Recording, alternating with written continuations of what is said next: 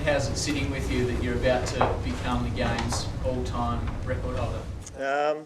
Haven't had too much time to think about it. I guess the exciting part, I think I've said this before, is the kids will be involved again, and my little one's 4.5 now, so he hasn't run out for a little bit, and he's very excited. So obviously spoken to Brad about everything, and like my 400th, the whole focus will be on about beating the Saints, who are in really good form at the minute. So we'll have a really good week on the training track. We'll try to keep it not about me as much as I can, and more about the team. Do you expect it's going to be an emotional night?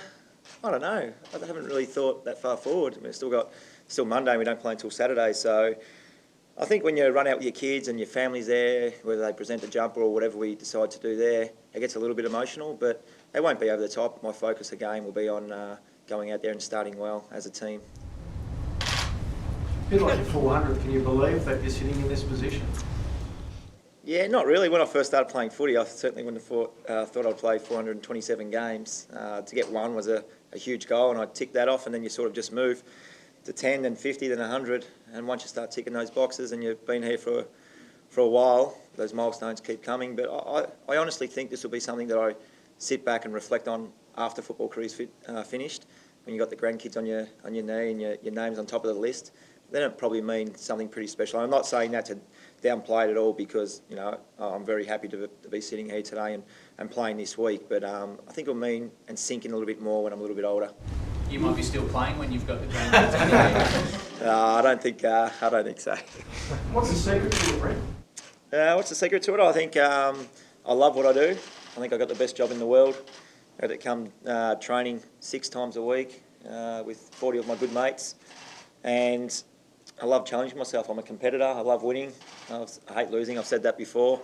And the young boys that come through the door, they keep driving the football club, and you want to keep up with them. So I think the combination between the love of the game and just wanting to keep winning is the combination. Hard work is clearly a big key to this. How much is luck a factor in it as well?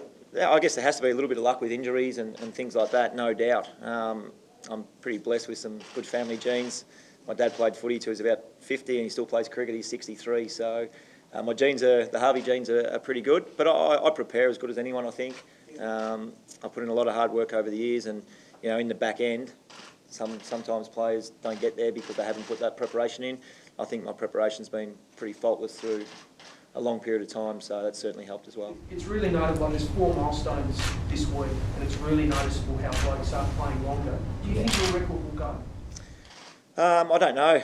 Tucky said on my 400th that records are made to be broken. They certainly are. I hope it does one day, because I know the person sitting up here, their hard work would have been really hard. So the game's changed. I mean, I've been very lucky. I started when there was 3 training sessions a week, Monday, Tuesday, Thursday at 4 o'clock, and that was pretty much it. Then they started introducing a little bit of boxing, a little bit of yoga. Then when Dean Laidley came, we started training 8 o'clock to 4 o'clock every day, and that's when things changed a little bit. So I think it's going to have to take a pretty strong individual to get there, but one day, I certainly hope they break the record. Is there a teammate you reckon has got it?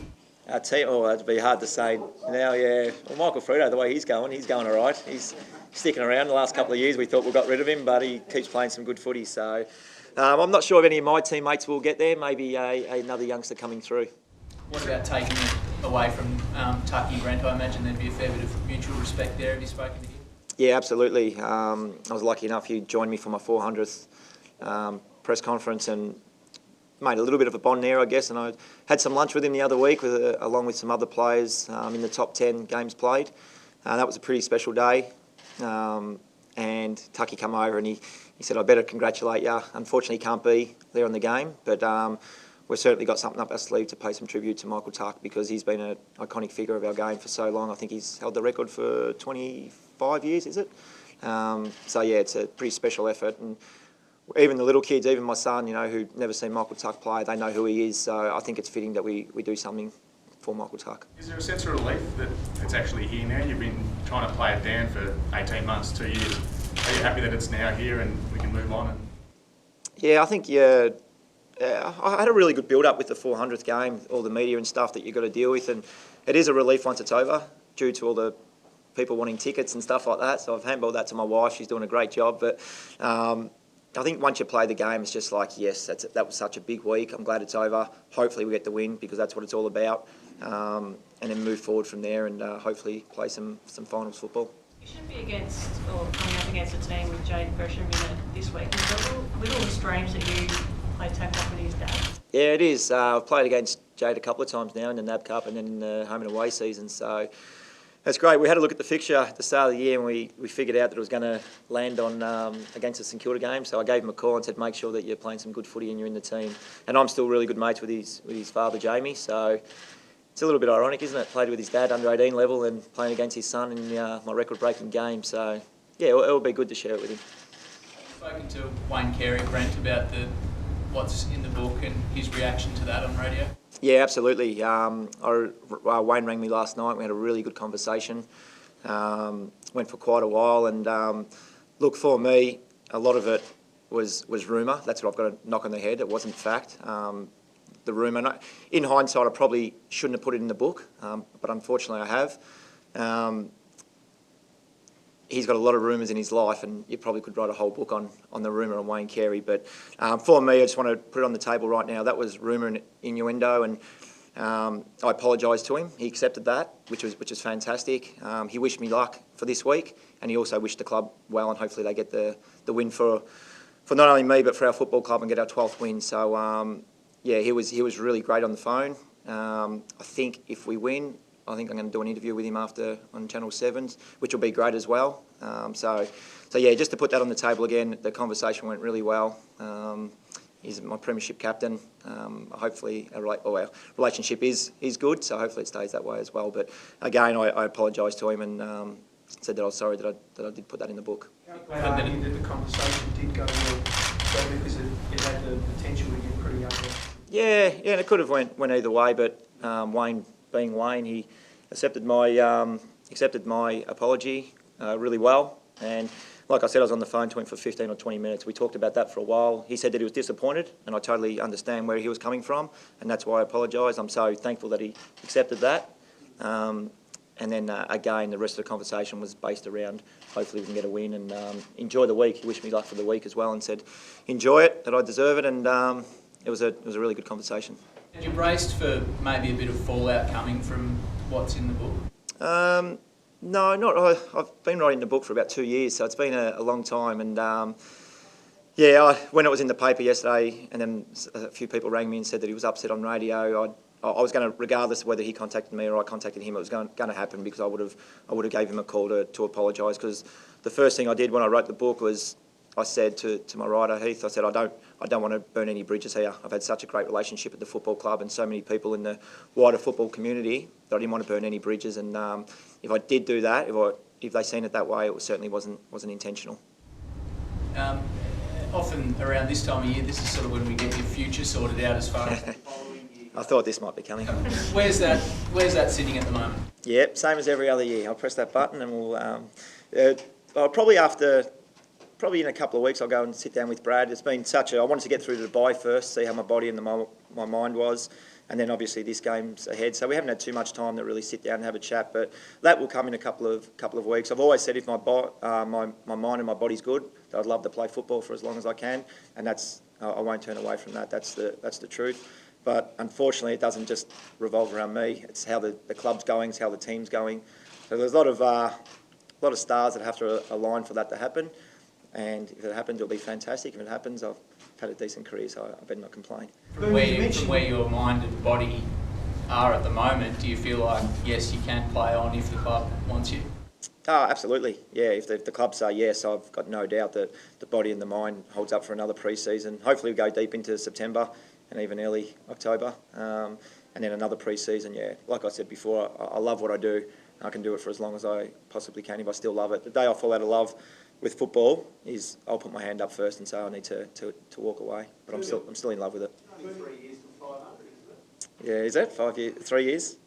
Yeah. 3 more years, 500. Yeah, we'll get there. No, I'm not sure about 500. That's I think that one's off the cards.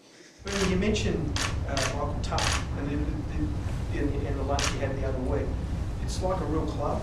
You know, Fletch, Kevin Bartlett, etc. Just can you talk a bit about that, being in that room and, you know, not just Tucky and you, but a whole group of pretty special football. Yeah, it was the list is on the back of the jumper actually. There was 9 guys out. Bernie Quinlan couldn't make it, so there was 9 guys there. And the AFL, Patrick Keane did a great job and put a little bit of a luncheon for me. I was a little bit embarrassed to tell you the truth, walking in with people like Craig Bradley and Robert Harvey, Brad Johnson, these type of guys that were there. Yeah, it was a little bit embarrassing to walk in and see them, and the luncheon was sort of for me, breaking Tucky's record. So I had to make a little speech, which I was very, very nervous about. And we just sat around, had a couple of sandwiches, took a couple of photos, which I think you'll see this week in the record. But it was a great experience and great to be in the room with those guys, Kevin Bartlett, obviously Fletch and Tucky as well.